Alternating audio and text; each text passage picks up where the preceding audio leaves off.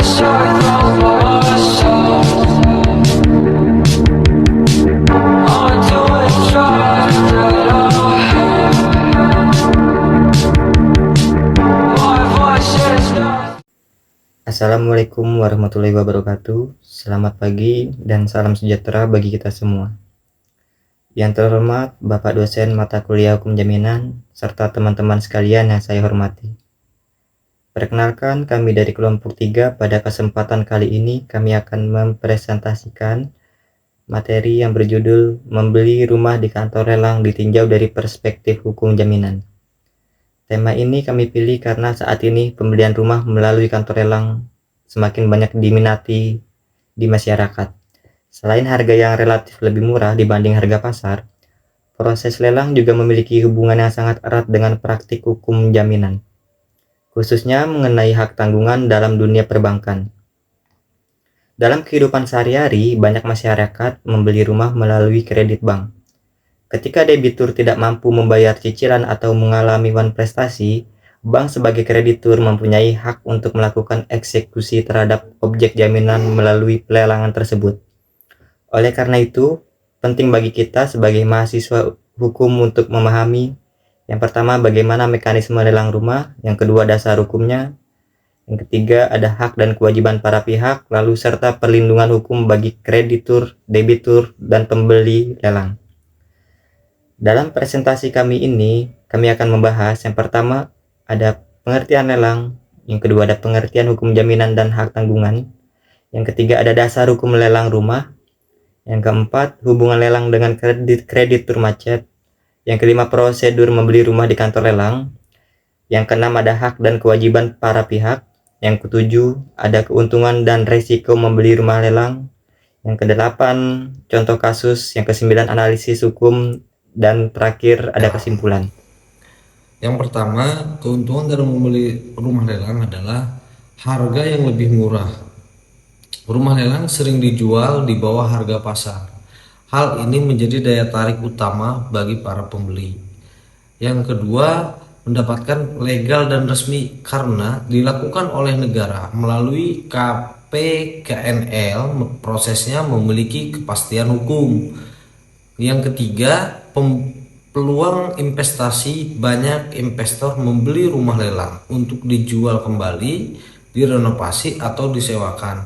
Yang keempat adalah prosesnya yang transparan. Harga dan proses penawaran dilakukan secara terbuka. Itu keuntungan dalam membeli rumah lelang. Tetapi ada juga risiko ketika membeli rumah lelang tersebut. Yang pertama, rumahnya masih dihuni oleh pemilik lama. Yang kedua, pembeli harus mengajukan pengosongan melalui pengadilan agar rumahnya setelah dibeli bisa ditempati. Yang kedua, potensi gugatan. Debitur dapat menggugat proses lelang apabila merasa dirugikan. Yang ketiga, kondisi rumah rusak.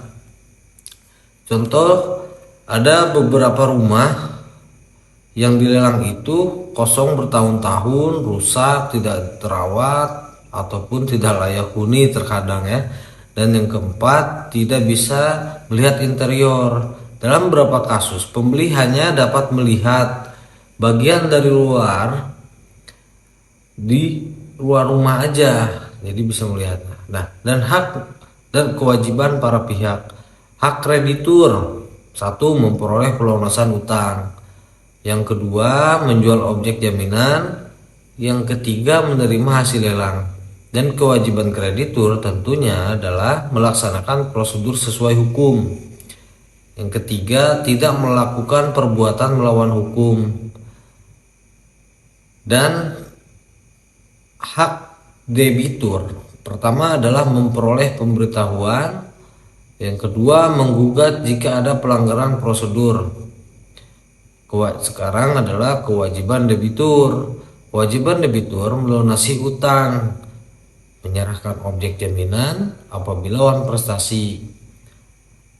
Yang ketiga adalah hak pembeli lelang, memperoleh risalah lelang, memperoleh perlindungan hukum. Dan sekarang adalah kewajiban pembeli, Kewajiban pembeli pertama adalah melunasi pembayaran, membayar pajak dan biaya administrasi. Contoh kasus, misalnya si Angga membeli rumah melalui kredit bank sebesar 700 juta rupiah. Karena usahanya bangkrut, si Angga tidak mampu membayar cicilan selama 2 tahun. Pihak bank kemudian memberikan somasi, melakukan peringatan, dan lalu mengajukan lelang ke KPKNL. Rumah tersebut akhirnya dilelang dengan harga 500 juta rupiah. Pemenang lelang memperoleh 1. Risalah lelang, 2. Melakukan balik nama sertifikat. Namun ternyata rumah masih ditempati pemilik lama, sehingga pembeli rumah lelang tersebut harus meminta bantuan pengadilan untuk pengosongan rumah yang dilelangnya. Kasus seperti ini sering terjadi dalam praktek di lapangan. Kurang dan lebihnya saya mohon maaf. Assalamualaikum warahmatullahi wabarakatuh. Halo, nama saya Jacinta Etan Saputri. Di sini saya akan membawakan materi tentang lelang dan juga hukum jaminan. Apa itu lelang? Lelang adalah penjualan barang di muka umum dengan sistem penawaran harga untuk mencapai harga tertinggi. Dasar hukumnya ada di Vendor Reglement dan juga PMK nomor 213/2020. Pelaksanaannya oleh KPKNL atau negara dan juga Balai Lelang Swasta yang diawasi oleh negara. Platform digitalnya ada di www.lelang.co.id. Ada pula jenis-jenis lelang. Yang pertama, lelang eksekusi, yaitu menjalankan putusan hukum atau sengketa, misalnya eksekusi jaminan bank. Yang kedua, lelang non-eksekusi wajib, yaitu penjualan aset milik negara atau BMN. Yang ketiga, lelang non-eksekusi sukarela, penjualan aset milik pribadi atau swasta. Bukti sahnya ada di risalah lelang, yaitu akta otentik yang berfungsi sebagai bukti peralihan hak milik yang kuat. Yang kedua, ada hukum jaminan. Apa itu hukum jaminan? Yaitu kaidah hukum yang mengatur hubungan utang piutang antara pemberi jaminan atau debitur dengan penerima jaminan atau kreditur. Sifatnya aksesorir, yaitu artinya perjanjian jaminan selalu mengekor pada perjanjian pokok atau utang. Jika utang lunas, jaminan hapus. Tujuannya adalah kepastian pelunasan hutang, pelindungan hak kreditur, dan juga keamanan transaksi kredit.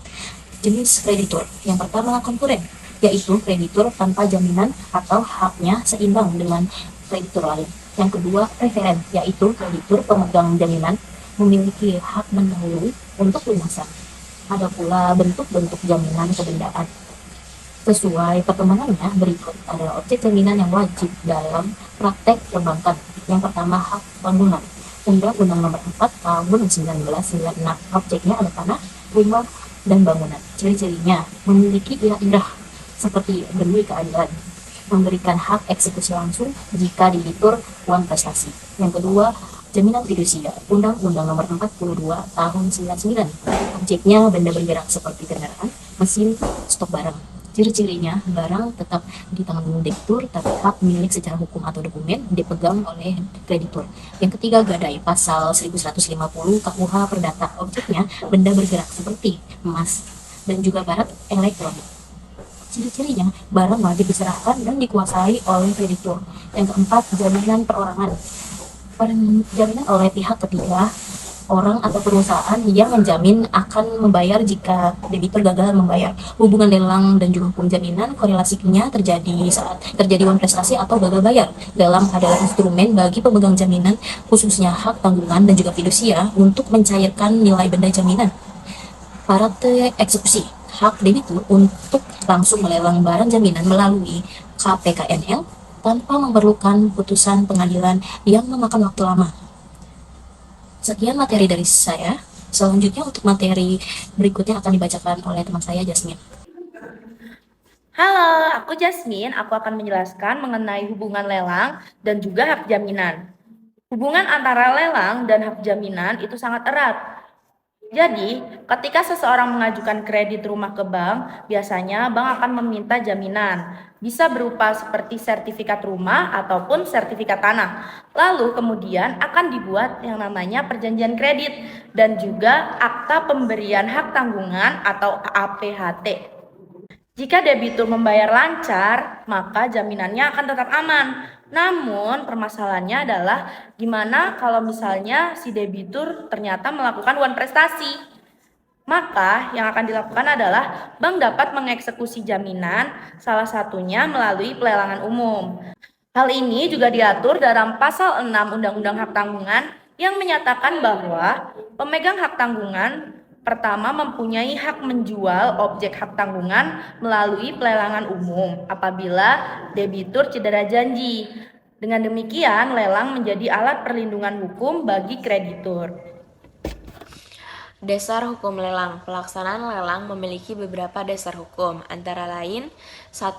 KUH Perdata, 2. Undang-Undang Nomor 4 Tahun 1996 tentang hak tanggungan, ketiga HIR dan RBG, keempat Peraturan Menteri Keuangan tentang petunjuk pelaksanaan lelang, kelima Peraturan Direktur Jenderal Kekayaan Negara, keenam KUHP dalam konteks barang sitaan pidana.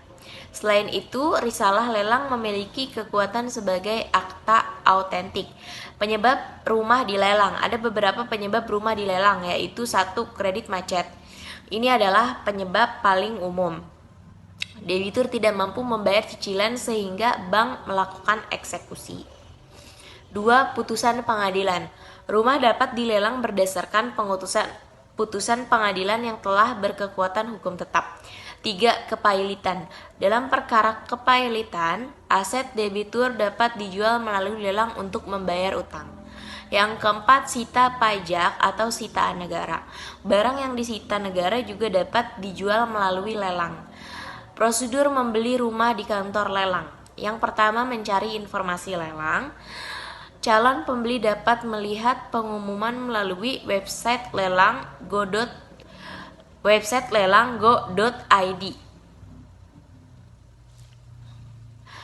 Media sosial bank atau papan pengumuman KPKNL.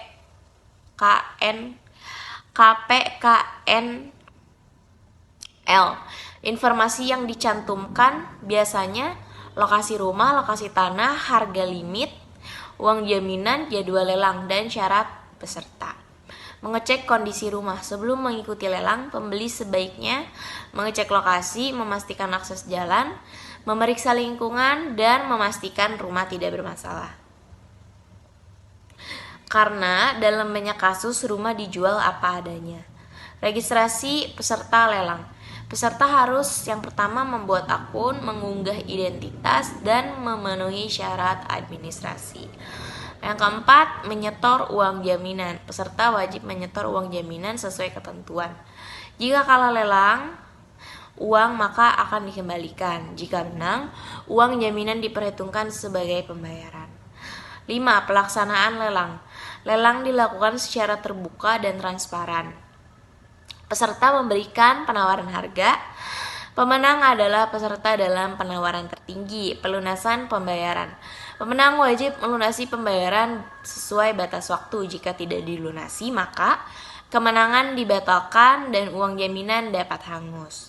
Yang ketujuh, penyerahan risalah lelang. Setelah lunas, pembeli memperoleh risalah lelang. Dokumen ini digunakan untuk balik nama sertifikat dan sebagai bukti kepemilikan sah. Demikian presentasi dari kami mengenai membeli rumah di kantor lelang ditinjau dari perspektif hukum jaminan. Semoga materi ini dapat menambah wawasan kita mengenai praktik hukum jaminan dalam kehidupan sehari-hari. Kami mohon maafnya sebesar-besarnya apabila terdapat kekurangan dalam penyampaian materi.